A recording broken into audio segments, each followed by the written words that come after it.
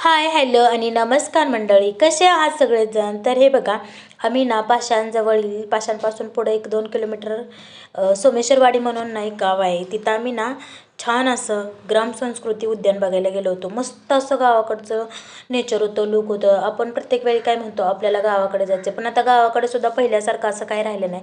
ज्या जुन्या म्हणजे आपल्या आजोबा पणजोबांच्या काळात ज्या गोष्टी होत्या ना, त्या गोष्टी आत्तासुद्धा बघायला मिळत नाहीत आपल्याला. पण इथं आहे ना, ते सगळं अगदी हुबेहूब जुन्या काळात जसं असतं ना तसं सेम पद्धतीनं रेखाटलं होतं. खूप मस्त असं वाटत होतं, सगळ्यात भारी असं वाटत होतं. कारण गावाकडचा फील एकदम भारी येत होता. आता आपण आपल्या गावाला जरी गेलो ना तरी पण असा फील आपल्याला येत नाही, कारण प्रत्येकजण बदलले, म्हणजे सगळंच बदललं आहे. जीवन बदलले, माणसाचं राहणीमान बदलले. पण ही एकदम गावरान पद्धत, एकदम टिपिकल गावरान म्हणतो ना आपण, प्रॉपर खरेखुरे गावरान पद्धत, जे आपल्या आजोबांच्या काळाच्या पण अगोदरची असेल मला वाटते. तेव्हाची त्यांनी इथं संस्कृती ना जशाच तशी हुबेहूब रेखाटलेली आहे. गावचा बाजार म्हणा किंवा प्रत्येक व्यवसाय याच्याबद्दलची सगळी संस्कृती त्यांनी रेखाटली आहे. म्हणजे कुंभार, चांभार, लोहार, परत त्याच्यानंतर ना टेलर म्हणजे सिलाई करणारा, प्रत्येक म्हणजे चिकन वगैरे मटण विकणारे, प्रत्येक गोष्टीचे हातावर कापड विणणारे, ह्याचे सगळ्या गोष्टी त्यांनी तर रेखाटलेल्या आहेत.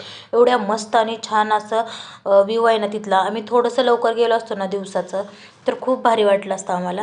गाई म्हशी, गाईंचा गोठा, त्याच्यानंतर लहान बाळांसाठीचे खेळणे, आत्ताचे खेळणे आणि तेव्हा काळाचे खेळणे, त्याच्यानंतर शाळा वगैरे, एवढं खूप मस्त असं छान असं वाटत होतं ना. त्याच्यानंतर पाटीलवाडा, म्हणजे पाटलांचं घर कसं असतं किंवा त्यांच्या घरामध्ये कशी कशी पद्धत असते जुन्या काळात, ते आता आपण फक्त आणि फक्त टी व्हीवर पिक्चरमध्ये वगैरेच बघू शकतो. परंतु इथं खूप छान असं रेखाटले त्यांनी, मस्त असं रेखाटले.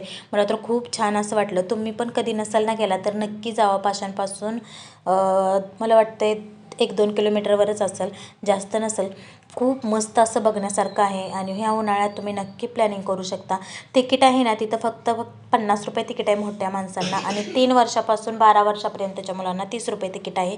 आणि सकाळी संध्याकाळी 8:30 वाजता बंद होतं. तर कसा वाटला व्हिडिओ नक्की सांगा आणि चॅनलला सबस्क्राईब करा.